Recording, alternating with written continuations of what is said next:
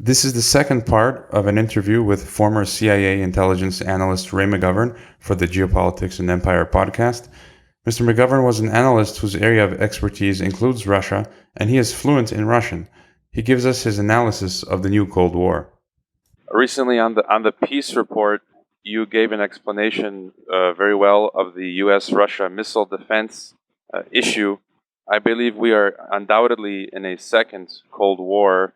I may be going on a trip in May to Russia with a Citizens Peace Initiative to meet with Russian politicians with a group of American citizens. Given that you are an old Cold Warrior in a sense, could you give us your view of what is currently going on between USA and Russia and where this can lead us? Sure. I prefer senior Cold Warrior. I don't like to be called old, even though I am old. Are you going with Sharon Tennyson? Yeah, that's the idea, yes.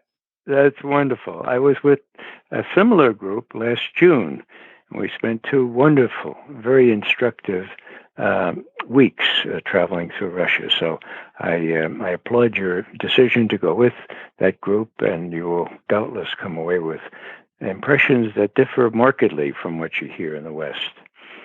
Well, suffice it to say that my academic training, my graduate degree, my major, undergraduate and graduate, was Russian studies. I taught Russian for a while, and after my Army service of 2 years in the early 60s, I joined the Central Intelligence Agency as the principal analyst on Russian foreign policy. We called it Soviet foreign policy in those days, toward China, toward the international communist movement, and toward East Asia.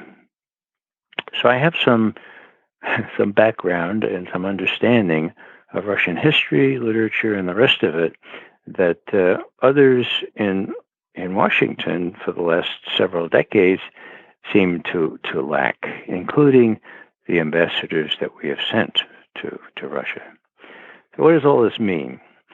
Well, this means that after the Berlin Wall fell in November of 1989, Russia pretty much imploded as well.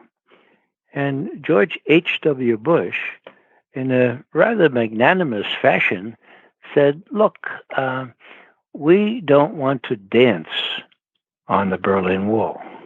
Whoa, what was left of it? Now, to whom did he say that?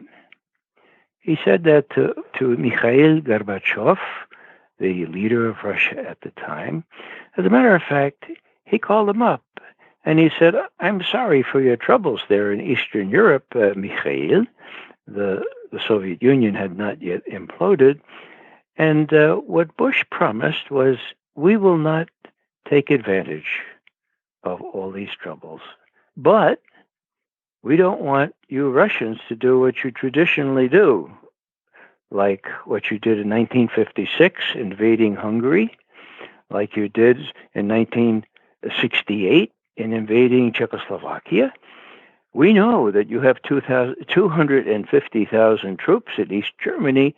We don't want you to use those. And besides that, we would like to have a reunited Germany. In NATO, we would ensure that they would never get a nuclear weapon, but we want Germany reunited. Now, why is that important? Well, that's important because the whole policy, not only of the Soviet Union, but also of the West, was to keep Germany divided.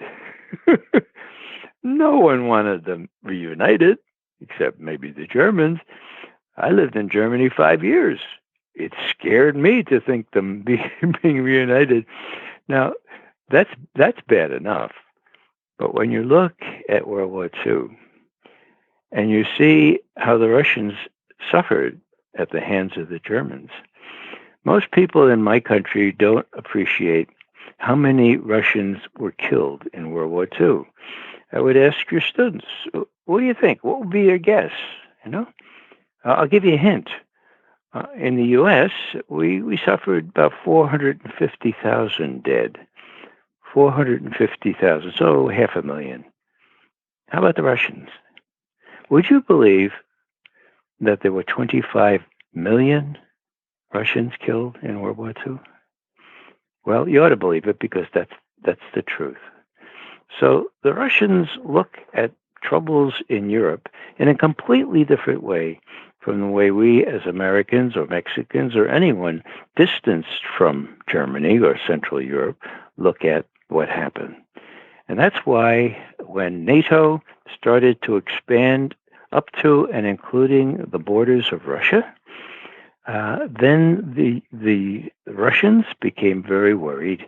And when the West mounted a coup d'etat in Ukraine on the 22nd of February 2014, that was one regime change too far, so to speak, and the Russians reacted.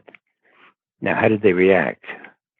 Well, on the 23rd of February, that is, the day after the coup in Kiev, Putin got back from the Sochi Olympics, convened his major advisors and said, look, it's bad enough that Ukraine may go into the Western orbit and become part of NATO. What about the only warm water port, the only ice-free port, the only base we have that has the capability of harboring ships all year long? That's in Crimea. Sevastopol is the name of the naval base, and we have lots of air facilities there as well. Let's see what the Crimeans want to do. Do they want to stay with a fascist dictatorship, which is what ended up in Kiev, or would they want to return to Russia, which they had really historically always been part of? They held a plebiscite. You won't believe the figures, but they're verified. 96% of the Crimeans voted to rejoin Russia, and that happened. Now, how did the West react to that? Well, the West and the press made it appear that modern Central European history began not on the 22nd of February 2014, but on the 23rd of February. In other words, they have taken Putin and the Kremlin's reaction in encouraging the mandate, the plebiscite in Crimea, and accepting Crimea back into Russia proper. They have criticized the Russians of invading Crimea, not true, of invading eastern Ukraine, not true. Some military help, to be sure, but that was the major event that led the people in the United States and Europe who wanted bad relations with Putin and wanted to demonize him as the devil incarnate to pursue this path of very, very bad relations with Russia. Just to bring that up to date, when President Trump let it be known that he thought it was a good idea to have a decent relationship with Russia, all hell broke loose. Why? Well, in a word, and I'll finish with this, peace is very bad for business. War? High tension? Wow. Nothing better for business than that. And I would like to quote Pope Francis, who a year and a half ago spoke before the U.S. Congress and said, and I quote, the main problem is the blood-drenched arms traders, end quote. Whoa! Now, what did the congressmen and representatives and senators do? They rose to their feet and they clapped their hands. And then, if you look closely, they looked inside their vest pocket to make sure that the money they had just received from these arms dealers and arms contractors was still there. It was the height of hypocrisy. And that is the basic problem. There are lots of people making a lot of money on tension and on war. And when Trump said, no, they'd like to have a decent relationship with the Russians, all hell broke loose. And we have a very dysfunctional situation in Washington right now, where all manner of charges are being made against Trump and his people simply for talking to the Russians. I've not seen the like of it, and it's not clear how this is all going to evolve. But the stakes are very, very high, not only strategically, but in terms of our relationship with Western Europe and Eastern Europe as well, because there's a limit to their patience as well. They would like to have pretty decent relationship with the Russians.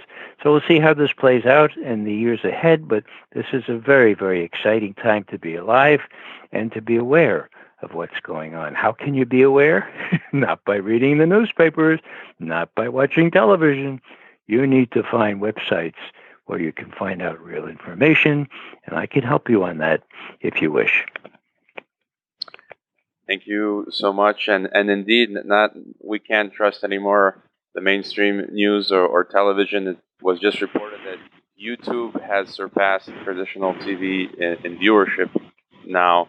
And you write for Consortium News, as well as your website, raymcgovern.com, whose links I will post to all of the podcasts and channels.